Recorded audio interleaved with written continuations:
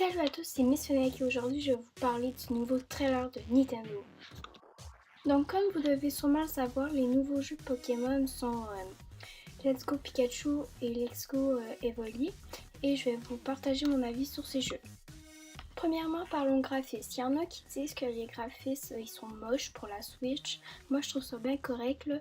Tu sais, Pokémon c'est pas un truc qu'il faut que les graphismes ils soient réalistes. Moi je dis qu'ils sont bien corrects comme ça. Bon, ça c'est l'un des points négatifs que je trouve, c'est que pour les Pokémon sauvages, j'aime pas trop la fonction de capture parce que mettons qu'on veut XP un Pokémon, mais on veut pas le faire combattre contre des dresseurs, puis ça ne tente pas de combattre tout court en fait. Mais on veut combattre contre des Pokémon sauvages, puis là on peut pas, donc c'est un petit peu poche. Par contre là, le mode coop, je trouve que ça va être vraiment cool. Genre, c'est vraiment cool de pouvoir jouer à deux dans son jeu Pokémon.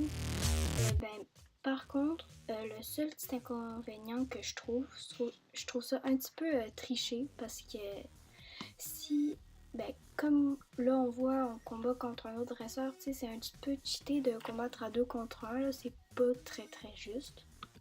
Et là on voit the truc que Nintendo a fait pour se faire du cash. C'est un Joy-Con Pokéball que tu peux traîner avec toi, genre ça fait... En fait c'est un Joy-Con, tu peux faire comme si tu lançais pis tout là. Et puis là comme on voit on peut mettre un Pokémon dedans, l'apporter. Puis genre ça va sûrement y faire des points de bonheur ou un truc du genre, je sais pas trop là. Et là ça c'est la partie que... en fait c'est vraiment pour relancer un petit peu la mode de Pokémon Go selon moi. Mais je trouve ça un petit peu cool aussi parce que moi j'ai un Locla sur Pokémon Go. Puis j'aimerais bien l'avoir dans ma team, fait que je peux le mettre de même, mais c'est quand même un petit peu cheaté. Là pour les Pokémon durs, j'ai rien à dire, c'est juste trop cool et que les Pokémon me suivent aussi.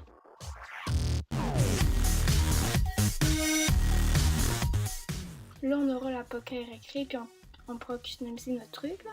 Puis là la Team Rocket, je trouve ça cool, aussi on est à Kanto, fait que c'est normal. Là on voit quelques animations et là c'est Mewtwo, c'est vraiment beau là, les animations moi je trouve là. Il y a un truc que je trouve un petit peu chiant du jeu, c'est qu'on n'aille pas de... genre les stats y aient disparu parce que genre c'est un petit peu chiant parce que moi je mets un petit peu cassé les têtes à savoir un petit peu qui attaque SP, qui attaque attaque, qui est SP truc binouche là, en tout cas vous comprenez. Fait que je trouve ça un petit peu chiant qu'ils les enlèvent, mais je crois pas qu'ils vont les enlever dans le RPG qui va sortir en 2019. Puis ce jeu là, je comprends qu'en fait il soit pas genre il n'y avait pas tous les Pokémon puis tout ça, il soit pas parfait parce que c'est juste pour nous faire attendre du jeu en 2019. Ils peuvent pas genre sortir un big jeu à toutes les ans, c'est impossible, sinon ils seraient bâclés, moches puis tout. Puis il y a un autre truc. Là par contre, je suis vraiment pas contente, c'est le pire défaut du jeu, c'est qu'il y aura pas de mode genre Link, ça va être juste du local. Puis moi qui habite un petit peu dans un trou perdu, avec personne dans mes environs qui aime jouer à Pokémon, et la personne qui aime le plus jouer, c'est mon petit frère de 5 ans. Disons qu'il est pas très compétent. Donc, RIP les combats contre de bons adversaires. Ça va se passer évidemment à Kanto, parce qu'on a vu la Team Rocket tantôt. Et aussi, il y aura juste les 151 premiers Pokémon. Donc, le fameux Pokémon mystère qu'on peut avoir, moi je dis que c'est pas un Pokémon à VG. Ça serait pas logique. Parce que il y aura juste les 151. Puis sinon, il y aurait marqué 152. Mais sinon, Mew, il est où lui là? Parce qu'on peut pas l'avoir, on peut juste l'avoir par event. Donc, ça serait Mew, d'après toute logique.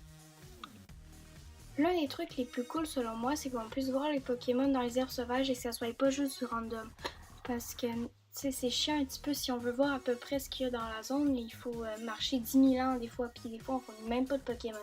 Là, on a juste besoin de ressortir, sortir puis re-rentrer. Puis on voit les Pokémon qu'il y a en ce moment. Puis, mettons qu'il y a des milliards de Rattata, Pyroucool, puis les choses de même, là, chiant. Ben, on peut les esquiver, pas obligé de tout le temps aller là. Mais par contre, pour les shiny, moi, je me demande, est-ce qu'on va les voir direct ou c'est juste quand on va avoir engagé la capture qu'on va pouvoir les voir s'ils sont shiny.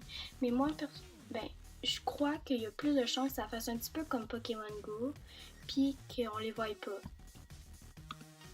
Comme ce jeu est un genre de remake de Pokémon Jaune, c'est normal que Pikachu soit l'une des deux versions, mais l'autre c'est Evoli. Moi je crois pas que ce soit un hasard.